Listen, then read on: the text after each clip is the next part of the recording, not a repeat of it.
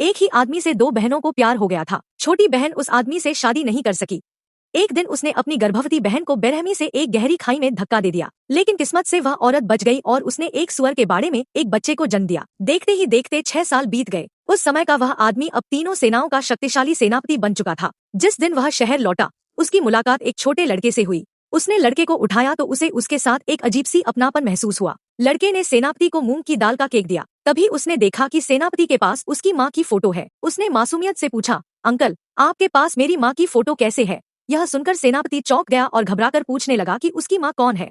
जैसे ही लड़का अपनी माँ का नाम बताने वाला था, तभी चालाक छोटी बहन ने सेनापति को याद दिलाया कि शादी की तैयारी के लिए चर्च पहुंचना जरूरी है। लेकिन अब सेनापति का शादी में कोई मन नहीं था। उसे यकीन हो गया था कि उसकी पत्नी मरी नहीं है और उसे लगने लगा कि वह लड़का शायद उसी का बेटा है। 6 साल पहले शहर में युद्ध छिड़ गया था।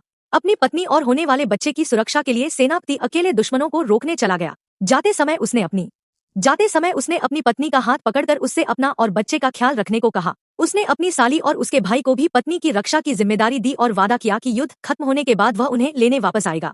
लेकिन उसके जाते ही छोटी बहन ने अपना असली चेहरा दिखा दिया। वह अपनी बहन की खुशियों, दौलत और सेनापति के प्यार से जलती थी, इसलिए उसने अपनी गर्भवती बहन को खाई से धक्का दे दिया। 6 साल तक उसने केक बेचकर अपना और अपने बेटे का पालन पोषण किया। दूसरी ओर छोटी बहन झूठे आंसू बहाकर पछतावा दिखाने का नाटक करती रही और सेनापति से कहती रही कि वह अतीत को भूल जाए। बाद में लड़के ने अपनी माँ से पूछा कि केक के डिब्बे पर डबल हैप्पीनेस का निशान क्यों बना है। उसकी माँ ने बताया कि आज चर्च में शादी है और उन्हें वहाँ केक पहुँचाने जाना है। उधर सेनापति उस लड़के के बारे में लगातार सोचता रहा। उसने लड़के द्वारा दिया गया केक खाया और उसका स्वाद चखते ही वह हैरान रह गया। केक में पुदीने की वही खास खुशबू थी जो उसकी पत्नी की पहचान थी। दुनिया में ऐसा केक केवल उसकी पत्नी ही बना सकती थी। उसे पूरा विश्वास हो गया कि उसकी पत्नी जिंदा है।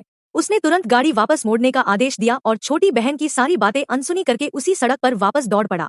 छोटी बहन समझ गई कि सेनापति को सब कुछ याद आ गया है। वह घबराकर चर्च पहुंची। चर्च के दरवाजे पर उसने अपनी बहन को देख लिया। उसे और उसके भाई को समझ आ गया कि उनकी बहन जिंदा है और दोनों डर से कांपने लगे। जब वह औरत चर्च के अंदर पहुंची तो उसने एक ऐसा नजारा देखा जिसने उसे अंदर तक हिला दिया। चर्च में लगी शादी की तस्वीर में दूल्हा उसका अपना पति था और दुल्हन उसकी वही चालाक छोटी बहन।